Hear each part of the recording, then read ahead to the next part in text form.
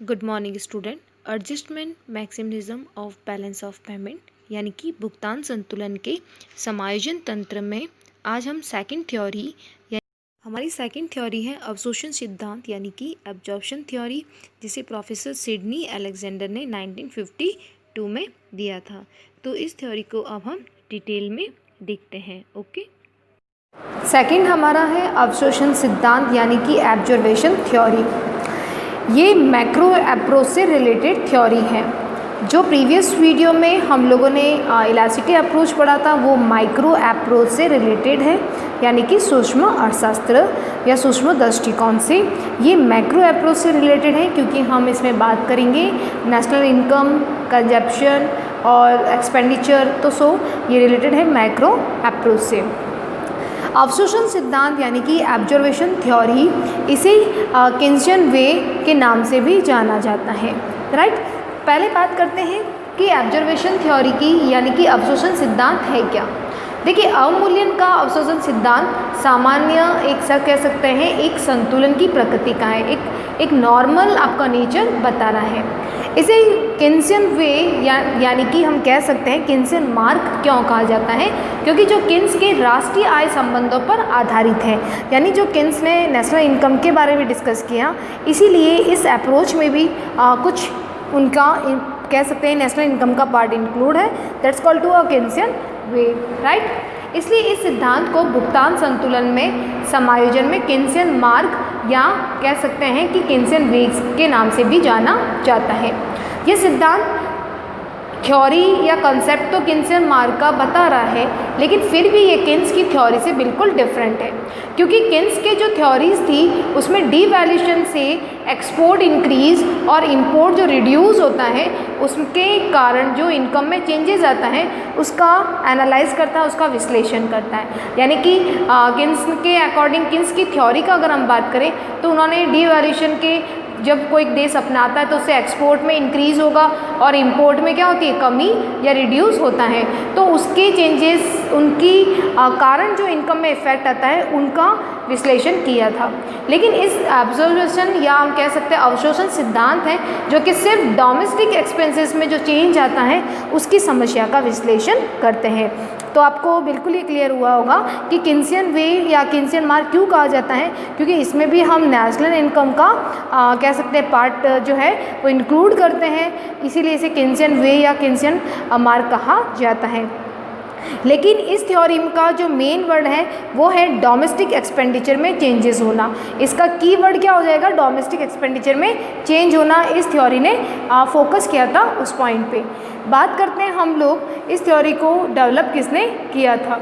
Right, तो this approach was developed by Sydney Alexander, यानी 1952 में सिडनी अलेक्जेंडर ने अपनी एक बुक यानी कि effect of devaluation on a trade balance यानी कि अवमूल्यन के आय पर पड़ने वाले प्रभाव में इस थ्योरी, इस अप्रोच को एक्सप्लेन किया था। उनके अकॉर्डिंग क्या था कि घरेलू व्यय में होने वाले परिवर्तनों के माध्यम से जो समस्या आती हैं और जो बीओपी पे इफेक्ट आता है उसका विश्लेषण किया है। यानी डोमेस्टिक एक्सपेंडिचर में जो चेंज आता है उसका विश्लेषण इसमें मेन किया गया। आप सभी जानते हैं कि नेशनल इनकम यानी राष्ट्रीय आय में क्या क्या इंक्लूड होता है, जैसे कंजप्शन एक्सपेंसेस जिसे हम सी से डिनोट करते हैं, इन्वेस्टमेंट एक्सपेंसेस जिसे हम आई से डिनोट करते हैं, और गवर्नमेंट एक्सपेंसेस यानी जिसे जी के रूप में हम मानते हैं या व्यक्त करते हैं। तो टोटल एक्सपेंडिचर की बात करें कुल व्यय की तो वो क्या होगा, सी प्लस आई प्लस जी। इसी एक्सपेंसेस को या इसी कुल व्यय को हमने क्या माना है, ऑब्जर्वेशन यानी अवशेष माना है। Are you clear. अभी हमने डिस्कस किया कि सिडनी अलेक्जेंडर ने अपनी एक बुक लिखी थी। उस बुक में उन्होंने डोमेस्टिक एक्सपेंडिचर के चेंजेस के कारण जो बीओपी में हम करेक्शन कर सकते हैं या बीओपी पे क्या इफेक्ट होगा उसके कैलकुलेशन या उसके एनालाइज की बात की। देखिए, अगर हम बात करें कि यदि किसी देश के भुगतान संतुलन में घाटा यानी कि डेफिसिट हो तो इसका अर्थ है कि लोग जितना उत्पादन करते हैं यानी जितना लोग प्रोडक्शन करते हैं उससे ज़्यादा वो क्या कर रहे हैं, एब्जॉर्ब कर रहे हैं, यानी उससे ज़्यादा व्यय कर रहे हैं। यानी कि किसी कंट्री में अगर कोई बीओपी आपका डेफिसिट है तो उसका रीज़न क्या माना गया है कि जितना प्रोडक्शन होता है उससे ज़्यादा क्या कर रहे हैं लोग एक्सपेंसेस कर रहे हैं या उतना ज़्यादा व्यय कर रहे हैं। यानी हम कह सकते हैं कि नेशनल इनकम से उपभोग, निवेश और घरेलू व्यय अधिक होना। अभी हमने बात की थी C+I+G, अगर ये नेशनल इनकम से ज़्यादा है तो आपका क्या होगा, आपका बीओपी डेफिसिट होगा। यानी आपने जो ऑब्जर्वेशन है वो आपका ज़्यादा है कंपैरिजन टू इनकम के। ठीक है, तो ये चीज़ आपको बिल्कुल याद रखनी है। अगर आपका बीओपी सरप्लस है तो ऐसा मान सकते हैं कि लोग कम अवशोषण कर रहे हैं, यानी कि लोग कम व्यय कर रहे हैं। यानी कि हम कह सकते हैं कि national income is greater than, किससे ज़्यादा है, कंजप्शन, इन्वेस्टमेंट, और आपके कह सकते हैं कि जो गवर्नमेंट जो प्लानिंग कर रही है उससे ज़्यादा है आपकी नेशनल इनकम। तो हम कह सकते हैं कि डोमेस्टिक एक्सपेंडिचर ज़्यादा है, नेशनल इनकम ज़्यादा है किससे, डोमेस्टिक एक्सपेंडिचर से, राइट। तो ये बीओपी के सरप्लस होने का कारण माना है। तो यहाँ हमने देखा कि बीओपी का जो सरप्लस है या डेफिसिट है उसका रीज़न क्या माना है, डोमेस्टिक एक्सपेंडिचर, यानी कि घरेलू खर्च। घरेलू खर्च ज़्यादा है आपकी नेशनल इनकम से तो क्या हो जाएगा, घरेलू खर्च ज़्यादा है। अगर ये ज़्यादा है और नेशनल इनकम क्या है आपकी कम है तो किस कंडीशन में जाएगा, डेफिसिट में, बीओपी डेफिसिट हो जाएगा। लेकिन अगर आपका नेशनल इनकम ज़्यादा है और आपका जो डोमेस्टिक एक्सपेंडिचर कम खर्च कर रहे हैं तो वो आपका बीओपी के सरप्लस को प्रेजेंट करेगा, राइट। चलिए बात करते हैं हम आगे इनकम की। देखिए आप सभी जानते हैं कि इनकम या नेशनल इनकम को किससे डिनोट किया है, वाई का मतलब क्या होगा, income. Income is equal to C+I+G + X-M, जिसे आप जानते हैं वाई का मतलब क्या हो गया, नेशनल इनकम, इनकम, सी का मतलब consumption expenses, I means investment, G का मतलब गवर्नमेंट जो आपके एक्सपेंडिचर करते हैं, स्पेंडिंग करती है वो, और एक्स का मतलब एक्सपोर्ट एंड इम्पोर्ट, राइट। बात करते हैं आगे। अगर हम x और m को अगर साइड में ले लें तो ये फॉर्मूला क्या बन जाएगा, x-m is equal to y minus ये क्या हो जाएगा, C+I+G, राइट। या मैं ये लिखूं कि x माइनस m को मैं डिनोट करती हूँ करंट अकाउंट से। किससे डिनोट कर रहे हैं हम, करंट अकाउंट से।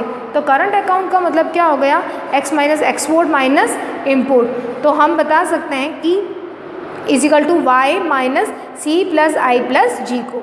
ठीक है, चलिए बात करते हैं हम लोग। देखिए यहाँ क्या हो गया कि C+ID यानी कि हम कह सकते हैं टोटल ऑब्जर्वेशन को हमने किससे बताया, A से।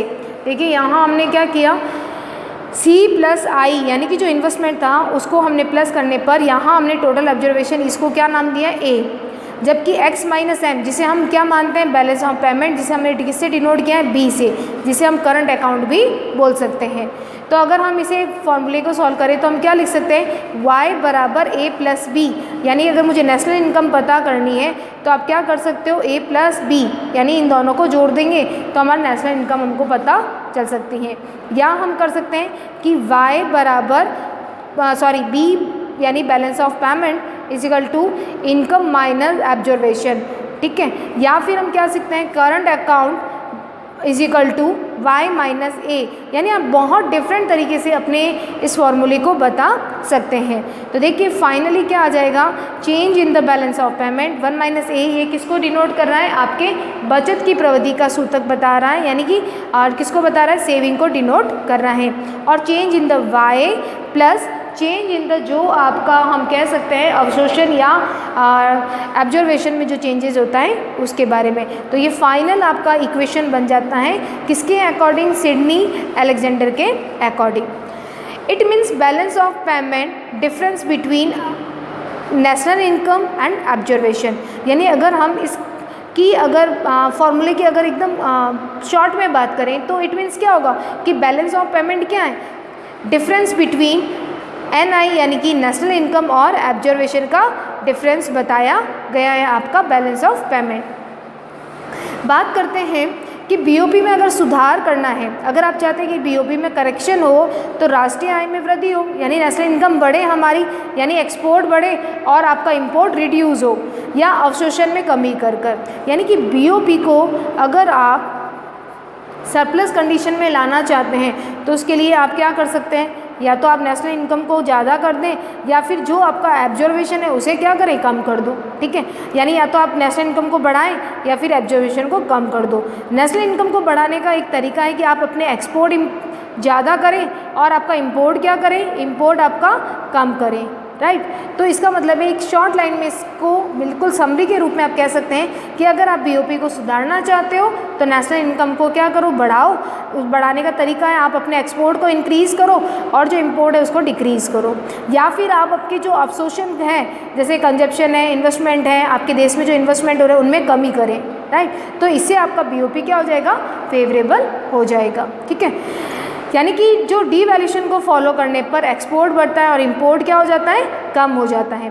इसको एक सिंपल से तरीके से समझते हैं कि जब आपके देश का अगर आपका एक्सपोर्ट बढ़ता है, एक्सपोर्ट बढ़ेगा तो इनकम भी बढ़ेगा, और इनकम बढ़ने पर आप देखते हैं लोगों का कंजप्शन, लोग इन्वेस्टमेंट भी करना ज़्यादा स्टार्ट कर देते हैं। अगर इनकम नहीं है तो लोग ना तो कंजप्शन ज़्यादा करेंगे ना इन्वेस्टमेंट ज़्यादा कर पाएंगे। तो देखिए, अगर हम इसे सिंपल वे में समझें कि आपका देश का फेवरेबल कब होगा बीओपी, तो देखिए इनकम ज़्यादा है किसके कंपैरिजन में, कंजप्शन और इन्वेस्टमेंट के, तो आपका बीओपी फेवरेबल है। अगर आपका इनकम कम है, किससे कम है, कंजप्शन के और इन्वेस्टमेंट के, यानी कि अगर कंजप्शन और इन्वेस्टमेंट ज़्यादा है आपका देश का इनकम के कंपैरिजन में, जो हमने ऊपर एक बात की थी शॉर्ट में अभी रिसेंटली, तो वो क्या होगा, अनफेवरेबल। और अगर आपका यहाँ पे y बराबर है किसके, C+I के, तो नो इफेक्ट, यानी बीओपी पे क्या हो जाएगा, कोई भी इफेक्ट नहीं आएगा। तो देखिए, अगर हमने अभी ओवरऑल बात करें कि आपकी जो ऑब्जर्वेशन थ्योरी है वो केन्सन वे के नाम से भी जानती है, क्योंकि इसमें नेशनल इनकम का भी एक पार्ट है। हमने नेशनल इनकम को लेकर इस थ्योरी को एक्सप्लेन किया है, और इस थ्योरी को 1952 में सिडनी अलेक्जेंडर ने अपनी एक बुक में, कि क्या बुक थी, effect on devaluation on a trade balance book में ये बिल्कुल इफेक्ट बताया कि कैसे हम बीओपी को फेवरेबल और कैसे बीओपी में सुधार कर सकते हैं। उसके लिए उन्होंने एक वर्ड यूज़ किया डोमेस्टिक एक्सपेंडिचर का, कि अगर घरेलू व्यय में जो परिवर्तन होता है उसकी वजह से हम बीओपी को क्या कर सकते हैं, करेक्शन कर सकते हैं। राइट, तो नेक्स्ट हम बात करते हैं इसी के साथ में कि कौन कौन सी कंडीशन में हमारे फेवरेबल या अनफेवरेबल आपका बीओपी होगा। देखिए, अभी हमने बात की, अगर आपका, देखिए अगर आपका A1 इज़ क्या है, एक ज़्यादा है किसी ऑब्जर्वेशन में, तो हम कह सकते हैं अवमूल्यन करने पर निर्यात बढ़ेंगे और आयात में कमी होगी, तो चालू खाते में भी सुधार होगा। किस कंडीशन में, A<1, यानी कि एक कम है किससे, एक से। ठीक है, उसके बाद में अगर एक ज़्यादा है, आपका A ज़्यादा है किसके कंपैरिजन में, एक यूनिट के, एक इकाई से, तो क्या होगा, ऑब्जर्वेशन अधिक है। सिंपल से ध्यान रखना है, यहाँ पे ऑब्जर्वेशन क्या है, कम है, यहाँ पे ऑब्जर्वेशन क्या है, कम है। ऑब्जर्वेशन कम है तो ये आपको बीओपी को फेवरेबल कर देगा। राइट, दूसरी बात करते हैं, ऑब्जर्वेशन ज़्यादा है, बहुत ज़्यादा उपभोग कर रहे हैं आप लोग, बहुत ज़्यादा एक्सपेंसेस कर रहे हैं, तो क्या होगा, जिसका भुगतान संतुलन पर प्रतिकूल प्रभाव पड़ेगा, और ऐसी स्थिति में ना तो आपके एक्सपोर्ट बढ़ेंगे और न ही आपके इंपोर्ट कम होंगे, तो आपका जो बैलेंस ऑफ पेमेंट है या भुगतान संतुलन की स्थिति और ज़्यादा खराब हो जाएगी। लेकिन आपका यहाँ पे सिचुएशन A:1 यानी A=1 है, तो आपका क्या होगा, अवशोषण 1 के बराबर है, तो ये बीओपी पे कोई इफेक्ट नहीं लेगा। तो आपको कंडीशन ध्यान रखनी है कि A अगर आपका कम है, ठीक है, इकाई से, तो बीओपी में करेक्शन करने में सपोर्ट करेगा। बात करते हैं कुछ ऐसे इफ़ेक्ट की जो कि हमारी बीओपी पे इफ़ेक्ट डालते हैं। चलिए सबसे पहले बात करते हैं आय प्रभाव यानी इनकम इफ़ेक्ट। ये सारे हम क्या पढ़ रहे हैं, इफ़ेक्ट पढ़ रहे हैं कि कैसे कैसे इफ़ेक्ट होता है। तो फर्स्ट हमने पढ़ा अभी ये जो कंडीशंस कहलाती है आपकी, अभी आपने ए वाली बात की, तो ये कंडीशन क्या कहलाएगी, आपकी एब्जॉर्वेशन यानी अवशोषण। ये तीनों कंडीशन क्या कहलाएगी, आपकी ऑब्जर्वेशन, प्रभाव। ठीक है, इसे अगर हम लिखें तो हम लिख सकते हैं कि आपका अवशोषण की सीमांत प्रवृत्ति का प्रभाव, अवशोषण की सीमांत प्रवृत्ति का प्रभाव। हम क्या पढ़ रहे थे, इफेक्ट। तो फर्स्ट अवशोषण का प्रभाव हमने पढ़ा। अब बात करते हैं इनकम इफेक्ट यानी आय प्रभाव। देखिए, यदि अर्थव्यवस्था में निष्क्रिय संसाधन उपलब्ध है, निष्क्रिय संसाधन मतलब है लोगों के पास एम्प्लॉयमेंट नहीं है, लोग कुछ फ्री हैं, तो क्या होगा, देखिए अगर लोग फ्री हैं तो आपने डिवैल्यूएशन किया, क्या है यहाँ पे ध्यान रखिएगा, इनकम इफेक्ट। इनकम इफेक्ट में हम पढ़ रहे हैं, फर्स्ट पॉइंट है आपका, यदि अर्थव्यवस्था में निष्क्रिय संसाधन उपलब्ध हैं। निष्क्रिय संसाधन का मतलब है कि अभी इतने और लोग बाकी हैं जिनके पास रोजगार नहीं है, एम्प्लॉयमेंट नहीं है, तो अगर हमारे देश में डिवैल्यूएशन होता है तो हमारा एक्सपोर्ट बढ़ेगा। क्योंकि एक्सपोर्ट क्यों बढ़ रहा है, क्योंकि हमारे कंट्री में अभी भी ऐसे संसाधन, ऐसे रिसोर्सेज हैं जिनके पास में एम्प्लॉयमेंट नहीं है, फ्री संसाधन कह सकते हैं, तो हम लोग एक्सपोर्ट को बढ़ाने की कंडीशन में हैं। एक्सपोर्ट बढ़ाने की कंडीशन का मतलब है आप प्रोडक्शन कर सकते हो, आप प्रोडक्शन को बढ़ाओगे तभी एक्सपोर्ट कर पाएंगे, ठीक है। तो एक्सपोर्ट बढ़ेगा, इंपोर्ट को हमने कम किया, ठीक है। तो इनकम, जब एक्सपोर्ट बढ़ेगा तो इनकम तो बढ़ेगा, तो हमारा बीओपी क्या हो जाएगा, करेक्शन होगा, बीओपी में सुधार होगा। लेकिन अगर आपकी ऐसी अर्थव्यवस्था है, अगर आप कह सकते हैं कि आपकी अर्थव्यवस्था में फुल्ली एम्प्लॉयमेंट है, सभी लोगों के पास रोजगार है, कोई भी रिसोर्सेज आपका कह सकते हैं ऐसे फ्री नहीं है या निष्क्रिय नहीं है, तो हम क्या कहेंगे, यदि अर्थव्यवस्था में निष्क्रिय संसाधन विद्यमान नहीं है, जिसे क्या कहते हैं पूर्ण रोजगार वाली स्थिति, फुल्ली एम्प्लॉयमेंट वाली कंडीशन है, तो आपने अपने देश में अगर अवमूल्यन किया, डिवैल्यूएशन किया, तो आपका एक्सपोर्ट नहीं बढ़ेगा। क्यों नहीं बढ़ेगा, क्योंकि सिंपल है, प्रोडक्शन ही नहीं होगा। प्रोडक्शन होगा ही नहीं तो आप कैसे एक्सपोर्ट करेंगे, तो प्रोडक्शन नहीं होगा। प्रोडक्शन नहीं होने का रीज़न क्या है, fully employment in a country. आपकी कंट्री में क्या हो रहा है कि पूर्ण रोजगार की स्थिति है, और पूर्ण रोजगार की स्थिति में जब आप डिवैल्यूएशन करते हैं तो आपका एक्सपोर्ट नहीं बढ़ेगा और इंपोर्ट ज़्यादा होगा, क्योंकि लोगों के पास में एम्प्लॉयमेंट है, लोग अपना इंपोर्ट करेंगे अपने देश में। तो देखिए एक्सपोर्ट नहीं कर पा रहे हो लेकिन इंपोर्ट बहुत ज़्यादा कर रहे हो, तो इनकम तो क्या होगी, कम होगी, तो आपके ये बीओपी को और ज़्यादा अनफेवरेबल, और ज़्यादा करेक्शन नहीं कर पाएगी, और ज़्यादा डेफिसिट की कंडीशन आ पाएगी। तो ये जो कंडीशन आपने पढ़ी, that's called to a income effect, यानी कि क्या है, आय का प्रभाव, राइट। कब इनकम बढ़ रही है, कब इनकम कम हो रही है, उसकी सिचुएशन क्या है, मेन वर्ड क्या था, निष्क्रिय संसाधन, यानी फुल्ली एम्प्लॉयमेंट, पूर्ण रोजगार वाली स्थिति, राइट। पहले हमने इफेक्ट पढ़ा था अवशोषण का, ऑब्जर्वेशन इफेक्ट, सेकेंड है इनकम इफेक्ट, थर्ड हम इम्पॉर्टेंट इफेक्ट की बात कर रहे हैं, वो है हमारा terms of trade effect. Terms of trade का मीन्स क्या हो गया, व्यापार की शर्त, जो हमने प्रीवियस वीडियो में पढ़ा था, राइट। अगर टर्म्स ऑफ ट्रेड का देखिए, अगर आपने अपने देश में अवमूल्यन किया तो टर्म्स ऑफ ट्रेड जो अनफेवरेबल हो जाएगा। मेन क्या रीज़न है कि एक्सपोर्ट प्राइस, यानी कि जो चीज़ आप एक्सपोर्ट कर रहे हो उसकी प्राइस तो डाउन हो रही है ना, तो उससे आपका बीओपी और अनफेवरेबल हो जाएगा। क्योंकि देखिए एक्सपोर्ट प्राइस डाउन हो रही है, यानी कि आपने डिवैल्यूएशन किया, यानी कि आपने $1 ₹50 था, अब $1 आपने 60 किया, डिवैल्यूएशन किया, तो डिवैल्यूएशन से हमारे जो एक्सपोर्ट कमोडिटीज जो हम कर रहे थे उनकी प्राइस तो क्या हो रही है, डाउन हो रही है। तो इससे हमारा टर्म्स ऑफ ट्रेड क्या हो जाएगा, अनफेवरेबल की कंडीशन में चला जाएगा, यानी कि अनफेवरेबल हो जाएगा। देखिए इसे हम और समझ सकते हैं कि निर्यात आयात की अपेक्षा अधिक विशिष्टीकरण होते हैं। आप जानते हैं कि एक्सपोर्ट है वो ज़्यादा स्पेशलाइजेशन होता है कंपैरिजन टू इंपोर्ट के।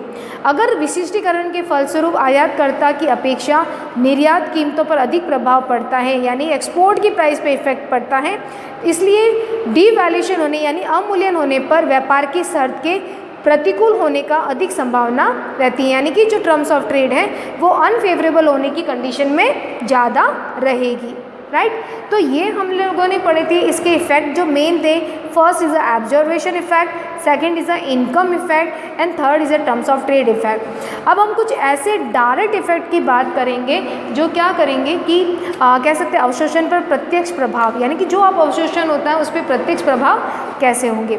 सबसे पहले बात करते हैं कैश बैलेंस इफेक्ट, यानी नगद शेष प्रभाव।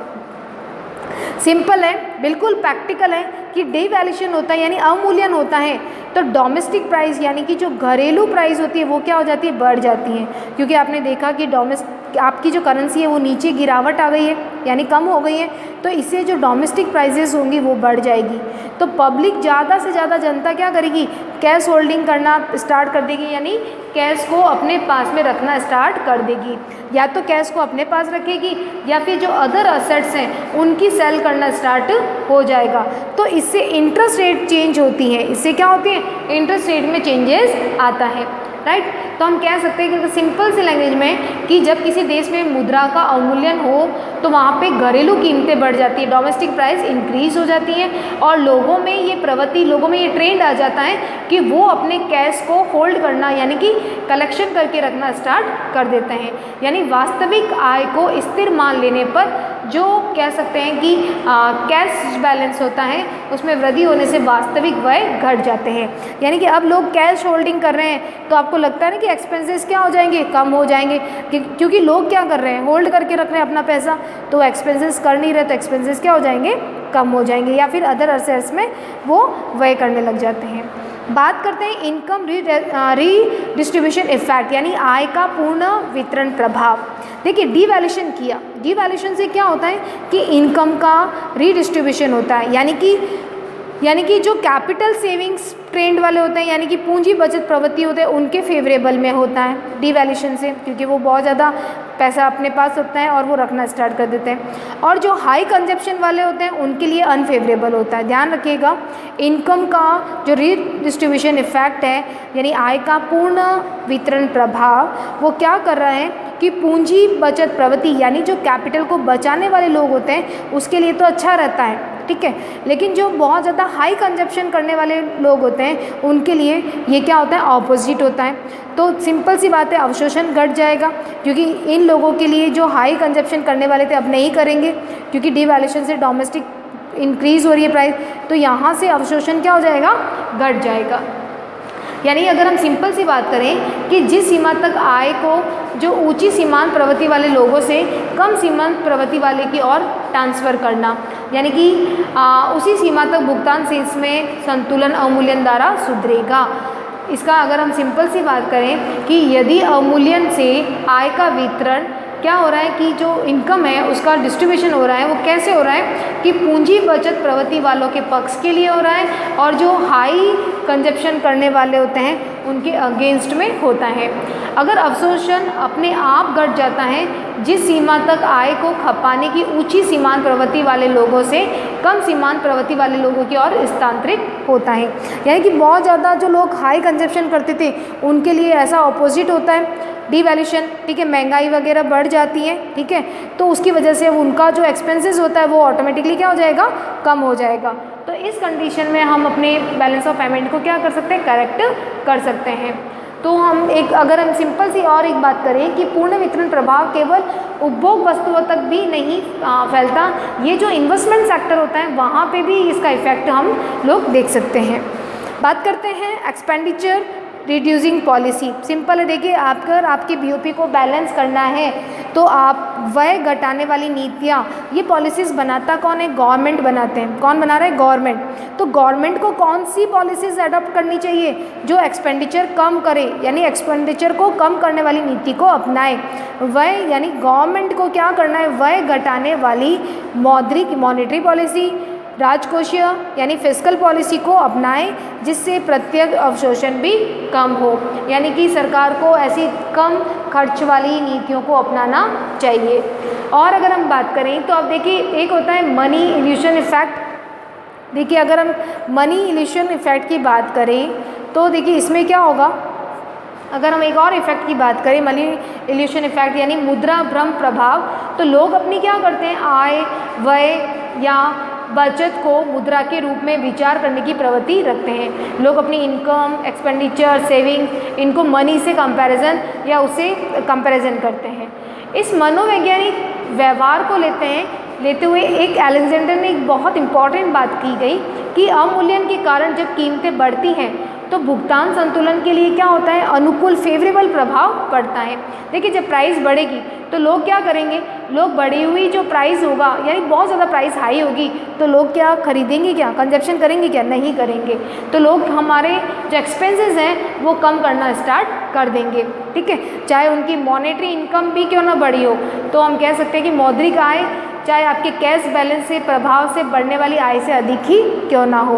तो कहने का मतलब है मनी इल्यूशन का मतलब हो गया है कि जब प्राइजेस इंक्रीज होती है, यानी मुद्रा भ्रम प्रभाव, इसे हम एक और इफेक्ट बात कर सकते हैं फोर्थ का, कि मनी इल्यूशन इफेक्ट क्या होता है कि जब प्राइस आपकी बहुत हाई होती है तो लोग एक्सपेंसेस करना कम कर देते हैं। अगर इसे शॉर्ट में समझे कि मनी इल्यूशन इफेक्ट क्या होता है, राइट। और क्या हो सकता है, अच्छा चलिए, इस थ्योरी की क्या ये थ्योरी फुलफिल है या इसमें कुछ कमी है।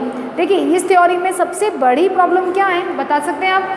देखिए इसकी सबसे बड़ी प्रॉब्लम क्या है इस थ्योरी की कि इसकी कैलकुलेशंस करना, यानी कि विश्लेषण करना कि कंजप्शन, इन्वेस्टमेंट, इनका अपन प्रॉपर कैलकुलेशन नहीं कर सकते, ठीक है। दूसरा है डोमेस्टिक पॉलिसी। ये पूरी की पूरी ये पॉलिसीज एक वर्ड पे डिपेंड है, वो है डोमेस्टिक एक्सपेंसेस पे। तो यानी हम कह सकते हैं कि absorption policy is totally depend on the domestic absorption, ठीक है।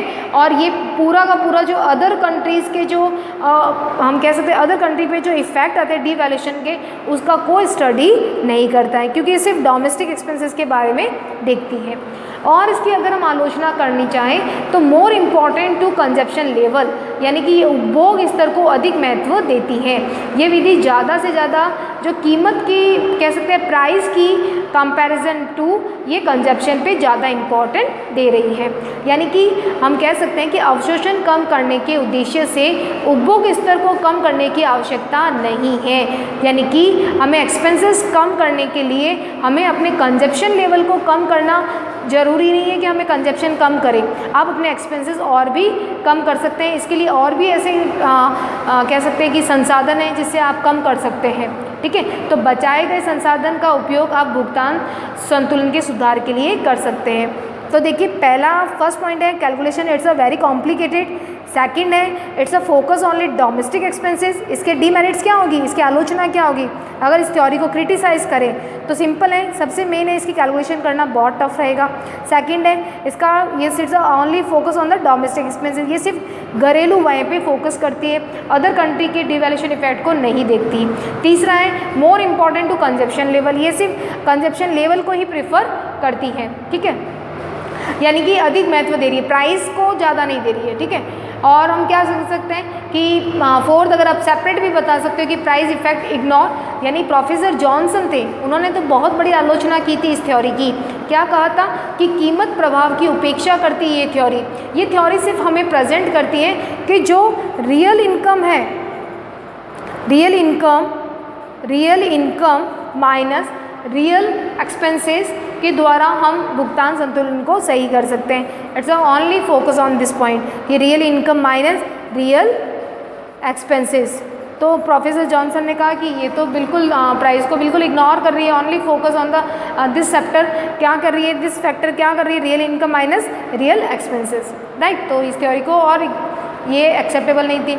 और हम क्या कह सकते हैं कि बैलेंस ऑफ पेमेंट डेफिसिट, अवशोषण का एक मेन कंसेप्ट क्या था कि अगर अवशोषण का सिद्धांत फिक्स एक्सचेंज रेट प्रणाली के अंतर्गत भुगतान संतुलन का घाटा ठीक करने के उपाय के रूप में सफल नहीं हो रही है। अगर हम फिक्स एक्सचेंज रेट, यानी आप जानते हैं कि एक्सचेंज रेट का 2 टाइप्स हैं, फिक्स एक्सचेंज रेट यानी कि स्थिर विनिमय दर, और एक होती है फ्लोटिंग एक्सचेंज रेट यानी परिवर्तनशील विनिमय दर।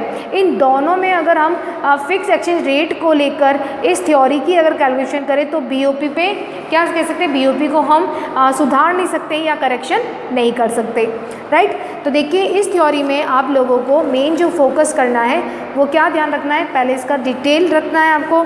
ऑब्जर्वेशन थ्योरी किन वे इसको बोला जाता है, इसको देने वाले थे सिडनी अलेक्जेंडर, ठीक है। It's the most important question, objective question आता है कि किसने दिया था ऑब्जर्वेशन थ्योरी, तो सिडनी जो आपके अलेक्जेंडर थे उन्होंने। इनकी बुक भी बहुत फेमस थी, effect on devaluation on trade balance. उसके बाद में आपको ध्यान रखना है it's only one focus word, domestic expenditure changes, यानी कि घरेलू जो आपके व्यय रहते हैं उसमें चेंज के कारण ये थ्योरी फोकस में आई थी, राइट। फिर हमें इसके कुछ फॉर्मूले और मेन जो आपका है लास्ट इसका इक्वेशन वो याद रखना है, और उसके बाद में इसके इफेक्ट पढ़े थे हमने, जो इम्पॉर्टेंट थे वो था ऑब्जर्वेशन, हम कह सकते हैं जिसे, ठीक है, सीमांत प्रवृत्ति वाला। सेकंड था इनकम, फिर टर्म्स ऑफ ट्रेड, और कुछ हमने डायरेक्ट इफेक्ट पढ़े। राइट। तो इस स्टडी के साथ में हम लोग नेक्स्ट वीडियो में जब हम मिलें तब हम पढ़ेंगे इसका लास्ट इसकी theory, monetary theory. Okay, thank you.